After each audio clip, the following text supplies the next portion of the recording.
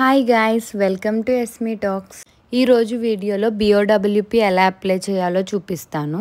ఈ వీడియో చేయడానికి main reason ఏంటంటే మేము అప్లై చేద్దామని రిఫరెన్సెస్ అవి చూసే టైంకి ఎవరు క్లారిటీగా అంతగా చెప్పలేదు స్పౌస్ది ఎలా చేయాలో. సో ఈ వీడియో అందరికీ హెల్ప్ అవుతుందని చెప్పి చేస్తున్నాను. సో అసలు ఈ BOWP అంటే ఏంటి, ఎప్పుడు చేయాలి, ఎవరు చేయాలి అంటే BOWP అంటే బ్రిడ్జ్ ఓపెన్ వర్క్ పర్మిట్. ఇది ఆల్రెడీ PR అప్లై చేసి PR డెసిషన్ వచ్చేలోపు వాళ్ళ వర్క్ పర్మిట్ ఎక్స్పైర్ అయిపోతుంది అనుకున్న వాళ్ళు అప్లై చేసుకోవాలి.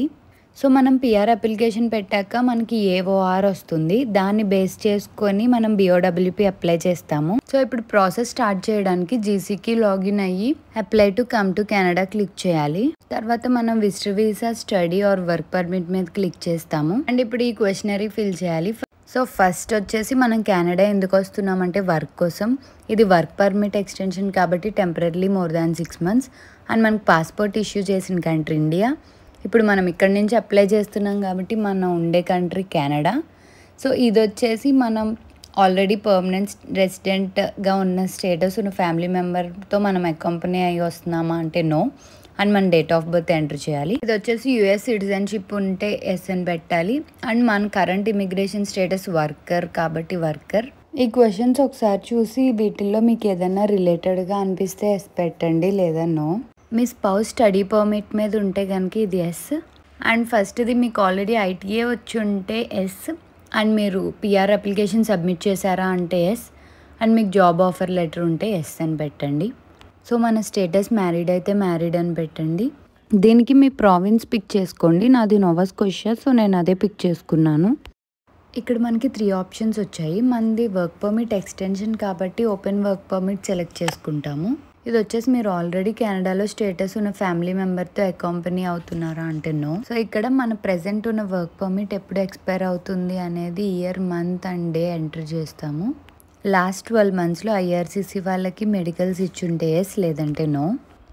సో ఇక్కడ మెన్షన్ చేసిన వాటిల్లో మనం ఏదైనా వర్క్ చేస్తామంటే ఎస్ పెడతాము, లేదంటే నో పెట్టేస్తాము. ఒకే అప్లికేషన్లో స్పౌజ్కి కూడా వర్క్ పర్మిట్ ఎక్స్టెన్షన్కి అప్లై చేయాలి అంటే ఇక్కడ మనం ఎస్ అనే ఆప్షన్ సెలెక్ట్ చేసుకుంటాము. ఇక్కడ మన ఫ్యామిలీ మెంబర్ ఎక్కడుంటారు అంటే కెనడా. అండ్ వాళ్ళకి పాస్పోర్ట్ ఇష్యూ చేసిన కంట్రీ ఎంటర్ చేయాలి. మీ ఫ్యామిలీ మెంబర్కి US సిటిజన్షిప్ ఉంటే ఎస్ పెట్టండి, లేదంటే నో. ఇక్కడ మనం అప్లై చేసే మన ఫ్యామిలీ మెంబర్ మ్యారిటల్ స్టేటస్ పెడతాము, స్పౌజ్ కాబట్టి మ్యారీడ్. అండ్ తర్వాత family member date of birth పెడతాము. నెక్స్ట్ ఫ్యామిలీ మెంబర్ కెనడా వచ్చిన తర్వాత ఏ ప్రావిన్స్లో ఉంటారో అది పిక్ చేసుకోవాలి.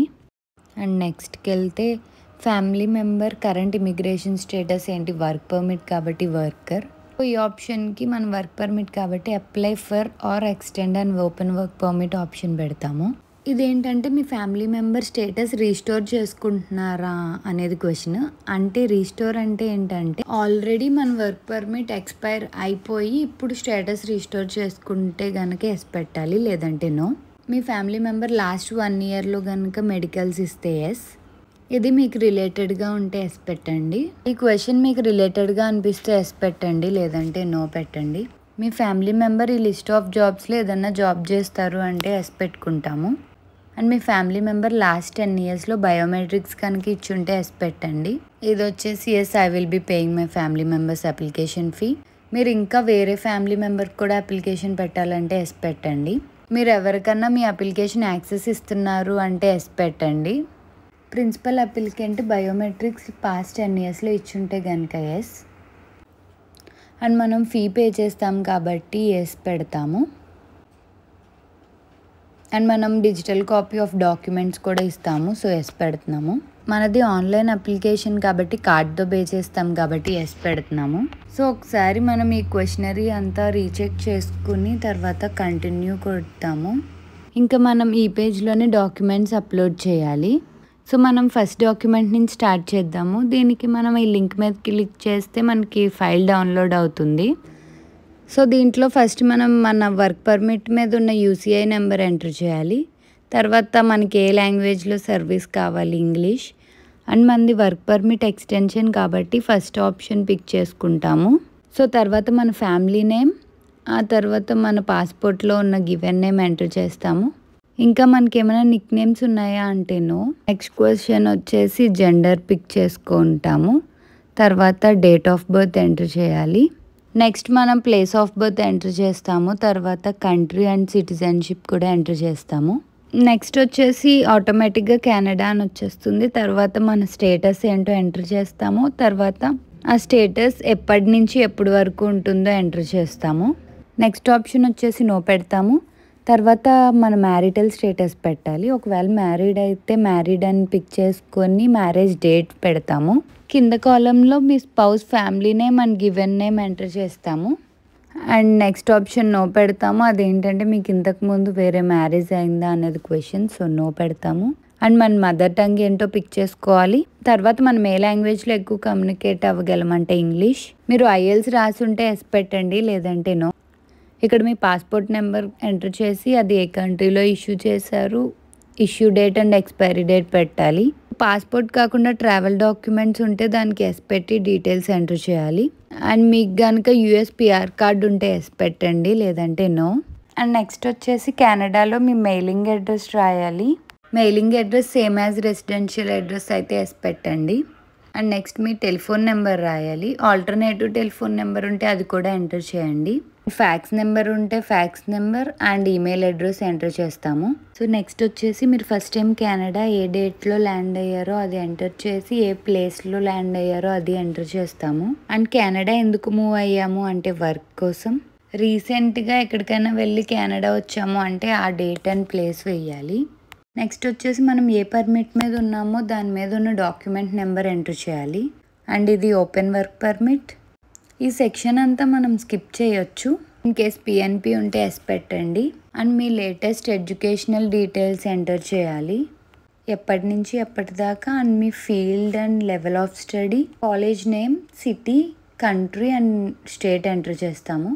నెక్స్ట్ ఈ ఎంప్లాయ్మెంట్ డీటెయిల్స్లో మీరు కరెంట్ జాబ్ చేస్తే అవి ఫిల్ చేయండి, లేకపోతే అన్ఎంప్లాయిడ్ అని చెప్పి ఫిల్ చేసేయండి. ప్రీవియస్ ఎంప్లాయ్మెంట్ డీటెయిల్స్ ఉంటే కింద కాలంలో ఫిల్ చేస్తాము. సెకండ్ క్వశ్చన్లో సి ఆప్షన్కి ఎస్ పెడతాము. అది ఇంతకు ముందు మీరు కెనడా రావడానికి ఏదన్నా అప్లై చేశారా అనేది క్వశ్చన్. సో మీరు దేనికి అప్లై చేసినా అదేంటి అనేది ఎంటర్ చేసి దాని అప్లికేషన్ నెంబర్ అండ్ అది ఎప్పుడు అప్రూవ్ అయింది అనేది ఎంటర్ చేయండి. And in case me PR ప్రాసెస్లో ఉంటే అది కూడా ఎంటర్ చేయండి, పిఆర్ ఇన్ ప్రాసెస్ అని చెప్పి దాని అప్లికేషన్ నెంబర్. మిగతావి ఒకసారి చూసుకొని ఎస్ ఆర్ నో పెట్టేయండి. అండ్ ఇది ఎస్ పెడతాము. తర్వాత ఈ సిగ్నేచర్ దగ్గర మీ ఫుల్ నేమ్ రాసేసి ఈ రోజు డేట్ కూడా ఎంటర్ చేసేయండి. తర్వాత మర్చిపోకుండా వ్యాలిడేట్ చేయండి. మనకి బార్ కోడ్స్ వస్తాయి, ఇంకా అప్పుడు వ్యాలిడేట్ అయినట్టు. అండ్ నెక్స్ట్ వచ్చి ఫ్యామిలీ ఇన్ఫర్మేషన్ ఫామ్. సో ఇది ఎందుకంటే మీ స్పౌస్ది కూడా మీతో పాటు కలిసి అప్లై చేస్తే ఇది ఫిల్ చేస్తాము. అంటే మీ స్పౌస్ తరపున మీరు రిప్రజెంటేటివ్గా ఉంటున్నట్టు సైన్ చేయడం. సో ఫస్ట్ వచ్చేసి ప్రిన్సిపల్ అప్లికెంట్ ఎవరో వాళ్ళ family name and given name enter చేసి డేట్ ఆఫ్ బర్త్ ఎంటర్ చేస్తాము. అండ్ ఈ సెకండ్ కాలంలో మీ స్పౌస్ ఫుల్ నేమ్ అండ్ వాళ్ళ రిలేషన్ ఏంటి అండ్ వాళ్ళ డేట్ ఆఫ్ బర్త్ ఎంటర్ చేస్తాము. ఇన్ కేస్ మీరు క్వశ్చనరీ చేసినప్పుడు చిల్డ్రన్ కూడా యాడ్ చేసి ఉంటే వాళ్ళ నేమ్, వాళ్ళ డేట్ ఆఫ్ బర్త్, వాళ్ళ రిలేషన్ కూడా ఎంటర్ చేయాలి. ఇవి ఎంటర్ చేసిన తర్వాత మనం దీన్ని ప్రింట్అవుట్ తీసుకుని మీ స్పౌస్ సిగ్నేచర్ అండ్ ఆ రోజు డేట్ వేస్తాము. అండ్ ఇక్కడ ప్రిన్సిపల్ అప్లికెంట్ సిగ్నేచర్ అండ్ ఆ రోజు డేట్ వేస్తాము. అండ్ నెక్స్ట్ మనం పాస్పోర్ట్ అప్లోడ్ చేస్తాము, మన ఫ్యామిలీ ఫామ్ అప్లోడ్ చేస్తాము, మ్యారేజ్ సర్టిఫికేట్ చేస్తాము, డిజిటల్ ఫోటో చేస్తాము. ఆప్షనల్ డాక్యుమెంట్స్లో ఫస్ట్ది మనం స్కిప్ చేసేయచ్చు. క్లయింట్ ఇన్ఫోలో మాత్రం ఇక్కడ మెన్షన్ చేసినవన్నీ ఒక పీడిఎఫ్లో మెర్జ్ చేసి క్లయింట్ ఇన్ఫోలో అప్లోడ్ చేస్తాము. సో డాక్యుమెంట్ చెక్ లిస్ట్ అంటే IMM 5556 డాక్యుమెంట్ డౌన్లోడ్ చేసుకొని ఇందులో మనం ఏ డాక్యుమెంట్స్ అయితే పెడుతున్నామో అవి టిక్ చేసుకుంటాము. మనం అప్లికేషన్ ఫామ్ ఫిల్ చేసాం కాబట్టి అది టిక్ పెట్టుకున్నాము. అండ్ రిప్రజెంటేటివ్ ఫామ్ పెట్టుకోలేదు, సో అది పెట్టుకోలేదు. అండ్ మనం పేమెంట్ ప్రూఫ్ పెడతాము, అది పిక్ చేసుకున్నాము. పాస్పోర్ట్ పెడతాము, ఫోటో కాపీ పెడతాము, మ్యారేజ్ సర్టిఫికేట్ పెడతాము. అండ్ సిక్స్త్ వచ్చేసి మీరు కనుక డిపెండెంట్ అయితే అది టిక్ చేస్తాము. అదే మీరే ప్రిన్సిపల్ అప్లికెంట్ అయితే మీకు అప్లికబుల్ కాదు. అండ్ మీరు ఇంకేమన్నా డాక్యుమెంట్స్ పెడుతున్నట్టయితే దాన్ని టిక్ చేసుకోండి. మీరు ఒకవేళ స్టూడెంట్ అయ్యండి, దాని డీటెయిల్స్ ఏమైనా పెడుతున్నట్టయితే అది టిక్ చేసుకోండి. మీకు ప్రొవిన్షియల్ నామినీ ఉంటే ఎస్ పెట్టండి. అండ్ మిగతావి ఒకసారి చూసుకోండి. నెక్స్ట్ మన పేజ్లోకి వెళ్తే మనం ప్రిన్సిపల్ అప్లికెంట్కి ఫామ్ ఫిల్ చేసాం కదా, సేమ్ ఫామ్ ఫ్యామిలీ మెంబర్ డీటెయిల్స్తో ఫిల్ చేసి అప్లోడ్ చేయాలి.